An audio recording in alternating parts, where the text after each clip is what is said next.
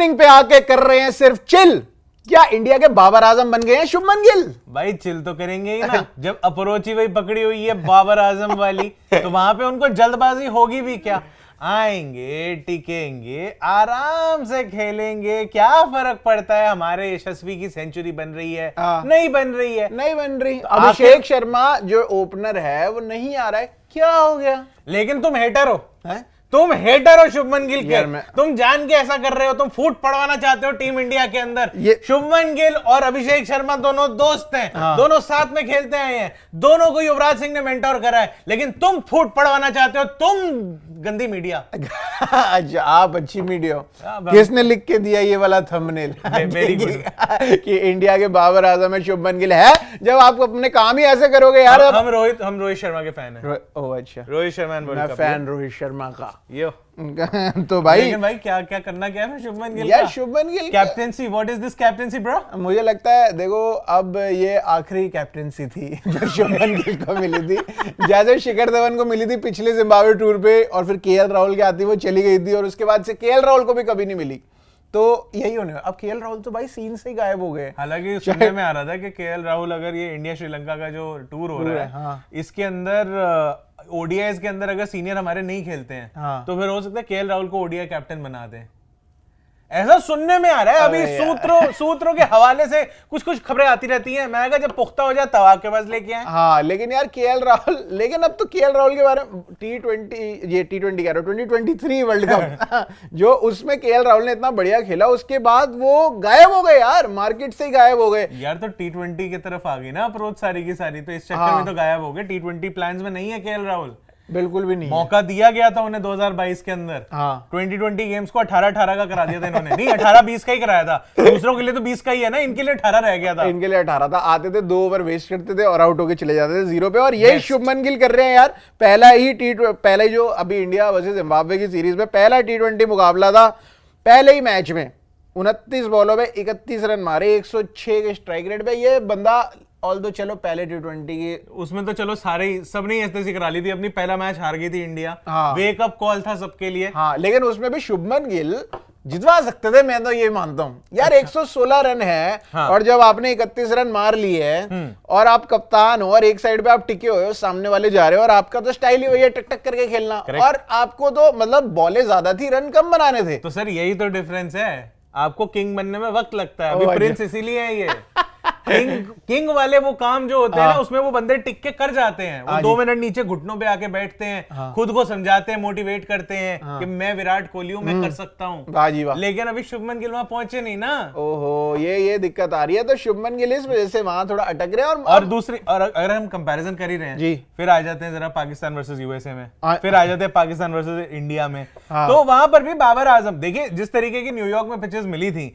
वहां पे पाकिस्तान के जो मतलब निहायत ही बकवास ओपनर्स हैं, रिजवान और बाबर, इनकी गेम जो है वो स्टैट पैडिंग वाली, टुक टुक चल रन ले लेते हैं, टुक चल चौका मार दिया, टुक हाय भाईजान छक्का नहीं लगता हमसे।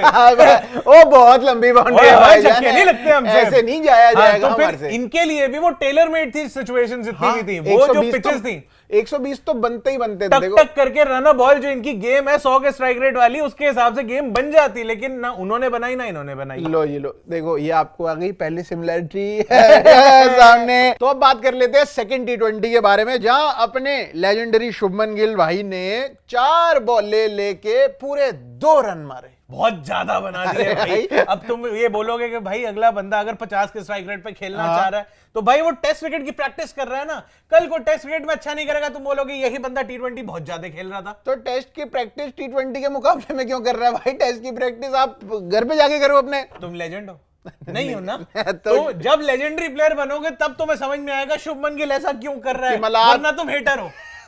तो आप लोग कह रहे हैं कि ये मतलब ये जो 2 रन बनाए 4 बॉलों में शुभमन गिल ने, ये ठीक बात है, और हम जबरदस्ती हेट कर रहे हैं इनको। नहीं, हेट की बात अपनी हम तो हेट नहीं कर रहे भाई, हेट नहीं कर रहे भाई। शुभमन गिल बढ़िया प्लेयर है, क्रिटिसाइज कर रहे हैं। हाँ करेक्ट बात है, मतलब बढ़िया प्लेयर है, सब कुछ है, लेकिन भाई जो चीज अच्छी नहीं थी उसको, अगर ये ठीक है इंडिया जीत गया, 4-1 से सीरीज जीत गया, लेकिन इस जीत के बीच में ये जो एज ए लीडर हमें दिखे हैं शुभमन गिल, ये जरा मजा नहीं दिला पाए। बाकी 50 का स्ट्राइक रेट बोला, इनसे पूछा गया था एक्चुअली कि ओवरऑल स्ट्राइक रेट भी अगर तुम बात करो, वैसे बाकी मैचेस के भी जो है ना, एक बार जरा स्कोर बता दो इनके कितने इनके भाई, फिर मैं इनका जरा बताता हूं इन्होंने बयान क्या किया था। अच्छा जी, बयान दे दिया इन्होंने पुल्स को, पुल्स क्रिकेट वाली पुल्स को बयान दिया है। लेकिन उससे पहले तीसरे टी20 में देख लेते हैं। चलो ये तो भाई यहाँ पर 4 विकेटें गिरी थी इंडिया की और शुभमन गिल ने 49 बॉलों में 66 मारे। इस मैच में भी 200 पार जाता स्कोर, पर 182 बन के रह गया वो, क्योंकि ये खेल रहे थे ना अपना बढ़िया, और यहाँ पे ओपनिंग भी करने आए थे थर्ड टी20 ऑनवर्ड्स।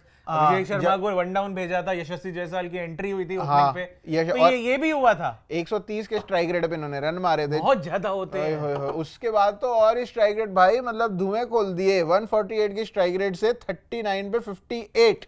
वाह जी वाह। और यहाँ पे यशस्वी जायसवाल 93 पे स्टैंडर्ड रह गए थे, जिसकी सेंचुरी होनी थी। लेकिन आते हैं इस पे भी आते हैं, अगला। हाँ, ये सेंचुरी थोड़ी रोकी है इन्होंने शुभमन गिल ने, क्या होता है एक आधा दो छक्के ने, अपनी 50 जरूरी थी उनकी भाई, वेरी जरूरी थी। और आखिरी जो मुकाबला था उसके अंदर पूरे 14 बॉलें लेके 13 रन मारे इन्होंने, 92 का स्ट्राइक।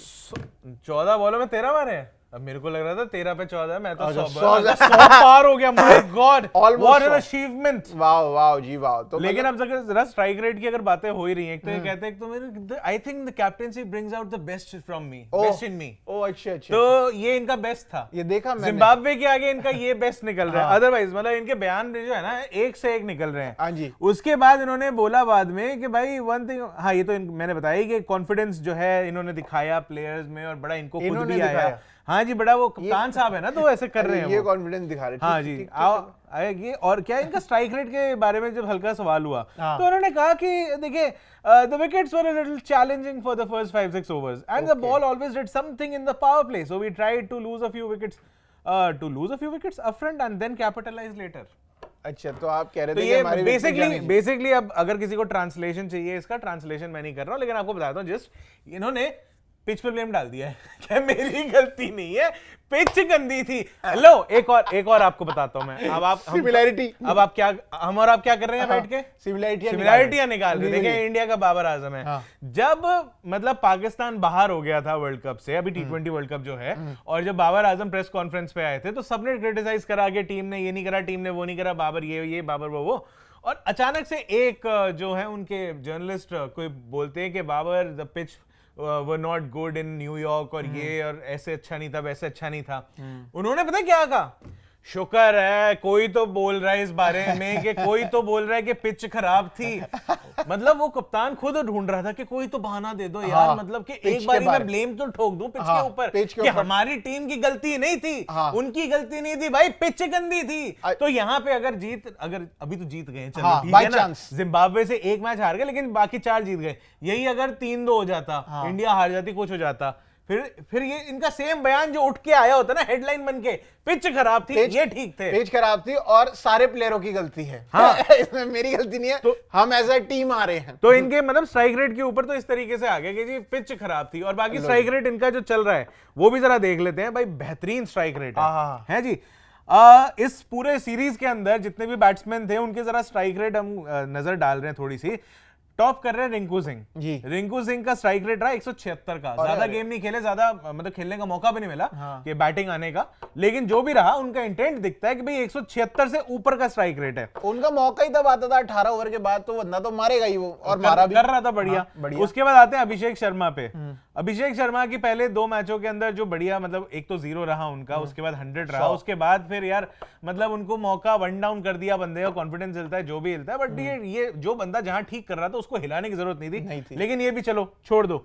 5 मैचों में 4 इनिंग्स जो उनकी काउंट हुई हैं, 124 रन उनके, 31 का एवरेज रहा अभी भी, क्योंकि वो 100 आ गई थी। लेकिन आप स्ट्राइक रेट देखो 174.65, यानी कि जो छोटी इनिंग्स भी हैं उनके अंदर भी इंटेंट तो दिखाई कि मैं मारने की ही कोशिश कर रहा हूं और मारते मारते आउट हो रहा हूं। उसके बाद आते हैं यशस्वी जायसवाल, जिन्होंने जो आखिरी 3 मैचों में ही है, ठीक है जी, उसके अंदर भी उनके 141 रन है, 70 से ऊपर का एवरेज और 165 से ऊपर का स्ट्राइक रेट है। तो ये बंदा जो वहां पे इतने टाइम से ट्रैवल कर रहा था, वो वेस्ट इंडीज गया, सब किया, वहां पे कोई गेम नहीं मिला, खेला भी नहीं। यहां आते ही बंदे ने अपना इंटेंट क्लियर कर दिया कि मैं अभी भी ऐसे नहीं करूंगा, क्योंकि उससे पहले भी बहुत अच्छी इनकी फॉर्म नहीं चल रही थी यशस्वी, बिल्कुल नहीं चल रही, पूरा आईपीएल, हाँ पूरा आईपीएल नहीं चला था, लेकिन जितना भी आईपीएल इनका चला था उसके अंदर भी इन्होंने अच्छे स्ट्राइक रेट से रन मारे भाई इसी को इंटेंट कहते हैं, जो कि स्ट्राइक रेट के उससे तरीके से दिख रहा है। अब आते हैं ऋतुराज गायकवाड़ पे, जिनको हम ट्रेडिशनली मानते हैं ये बड़े धीमे प्लेयर है, ये स्टैट पैडर है, इनके बस की नहीं है।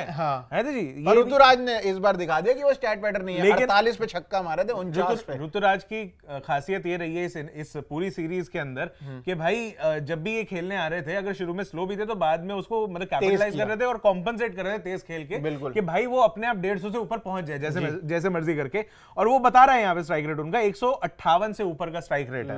एवरेज भी अच्छी है 66 से ऊपर, और स्ट्राइक रेट भी आप 160 के आसपास मान के चल सकते हो। तो बताओ यार, ये बंदा हम इसको जो समझ रहे थे, लेकिन इसको कैप्टेंसी भी नहीं दी। हाँ, जो बंदा आपका एशियन गेम्स में गोल्ड मेडल दिलाया, जिस बंदे ने चेन्नई सुपर किंग्स संभाल ली, आपने उसको कैप्टेंसी ना देके उस बंदे को दे दी जिसने अभी जिसको कैप्टेंसी देके देखी। हाँ, आईपीएल में गुजरात टाइटंस का आप देख लो क्या हाल है, टॉप 3 पे थी। ये तो हो गए टॉप 4 की बात स्ट्राइक रेट के हिसाब से। नंबर 5 पे ब्रायन बेनेट जिम्बाब्वे के हैं 139 पे। संजू सैमसन नंबर 6 पर 134 से ऊपर का स्ट्राइक रेट, एवरेज इनकी 70 की है। इन्होंने भी ज्यादा नहीं खेला है, ठीक है जी, ज्यादा बैटिंग नहीं आई, लेकिन फिर भी थोड़ा बहुत उन्होंने दिखा दिया है। क्यों मैं कह रहा हूं ये, क्योंकि शुभमन गिल जब आते हैं, इनका है नंबर 7, 5 मैचों में 170 रन, 42.5 की एवरेज, यानी कि एवरेज बनाने पे लगे हुए थे, और स्ट्राइक रेट है 125 का।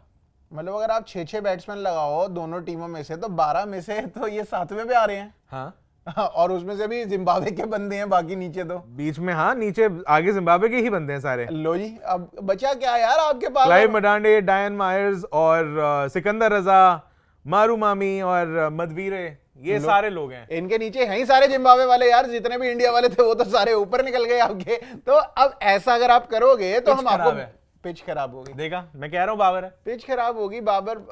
सॉरी शुभमन भाई आप तो थोड़ा यार देखो यार, इन सब चीजों को दिल पे मत लेना। हम ये आपके अच्छाई के लिए वीडियो बना रहे हैं, ताकि करेक्ट बात है, हम नहीं चाहते कि आपका कंपैरिजन बाबर आजम से हो। हाँ? लेकिन मजबूरी ऐसी हो गई है कि करना पड़ रहा है। शायद आपको, जैसे पहला मैच आप लोग हारे जिम्बाब्वे से, उसके बाद आपको एकदम अंदर से आग लगी, फिर आपने चारों मैच ऐसे तोड़ के जीत लिए, जिम्बाब्वे को बता दिया वो जिम्बाब्वे ही है। बिल्कुल वैसे ही ये वीडियो आप समझना कि आपको हम बस थोड़ा सा ऐसे पोक कर रहे हैं। आप हमें, मैं कह रहा हूं इतने रन मारो और 200 के स्ट्राइक रेट से मारो, हमारे मुंह सुझा दो, हमारे मुंह पे मारो आप, हमारे बॉल 200 का स्ट्राइक रेट हमारे मुंह पे मारो, 150 रन मारो 75 बॉलों पे। हाँ करो ऐसा, तब हम तारीफ करेंगे। T20 में 150 75 बॉल बन जाएंगे, हो सकते हैं आप कर सकते हो यार। तो भाई देखो शुभमन भाई, आप हमारी, जो लोग भी हमें देख रहे हैं, ये हमारी वीडियो शुभमन गिल तक आप पहुंचाओ और नीचे कमेंट करके बताओ यार, ये सच में ये बाबर आजम टाइप बिहेव कर रहे हैं या फिर हम थोड़ा ज्यादा ही सीरियसली ले रहे हैं। नहीं, वो इसलिए भी क्योंकि वही है कि अपने बैटिंग अपनी कर रहे हैं कि बस मेरे रन आ जाए जैसे तैसे। अभिषेक शर्मा कह रहा हूं कि यशस्वी जायसवाल के सेंचुरी रुकवा दी, रन इनफ पड़े हुए थे, लेकिन भाई पहले अपना स्ट्राइक रेट ठीक करना था। वो 148 कैसे पहुंचा था? वो 148 ऐसे पहुंचा था कि आखिर में भाई बंदे ने चौके छक्के मारने शुरू कर दिया अचानक से। चलो वो 100-110 पे ही रहते, इतने ही 36 बॉलों में उनके 38 या 39 रन थे, बस वही था। तो उसके बाद उनको था कि थोड़ा सा मेरे को अपना एंड में जाके स्ट्राइक रेट मेरा ठीक ठाक लग जाए, तो उन्होंने तब मार दिया अगले की सेंचुरी। ये हरकत हार्दिक पांड्या ने भी करी थी वेस्ट इंडीज में, 50 बनाने से रोक दिया तिलक वर्मा को। तो तिलक वर्मा नहीं लेके आया यार, तिलक वर्मा भी गायब, बेचारा मुंबई के लिए इतना बढ़िया खेला वो बंदा, छोड़ो यार, सीन से ही गायब कर दिया। और वो क्या रखा है मिडल ओवर का, मतलब जो आपको मिडल उसके अंदर बैट्समैन चाहिए, वहां पे आपको तिलक वर्मा छोड़ के आपने 4 ओपनर ले लिए। अरे आ जाएंगे, तिलक वर्मा भी आ जाएंगे, जल्दी आ जाएंगे, बहुत टैलेंट पूल बहुत है इंडिया के पास, ये भी है। लेकिन बात यही है कि वो शुभमन गिल भी जानते हैं, इसी चक्कर में अपने नंबर पहले चमका रहे हैं। भाई आज कैप्टेंसी मिल गई, क्या पता कल मैं टीम में हूं ना हूं, क्या पता। पर देखो, आप देखो सबको पता लग रहा है। तो ये जो बाबर आजम वाले कैप्टेंसी टैक्टिक्स और बैटिंग टैक्टिक्स है, प्लीज शुभमन भाई आसपास भी मत फटको इसके, मैं बता रहा हूं बहुत गलत बात है। कब करेंगे भाई शुभमन गिल 200 की स्ट्राइक रेट पे बैटिंग, आप लोग बताओ कमेंट सेक्शन में। तब तक हम चलते हैं आपके लिए और क्रिकेट की बढ़िया बढ़िया वीडियोस बनाने के लिए। मेरा नाम है प्रशांत कपूर, मैं अभिषेक मनचंदा और आप देख रहे हैं स्विच।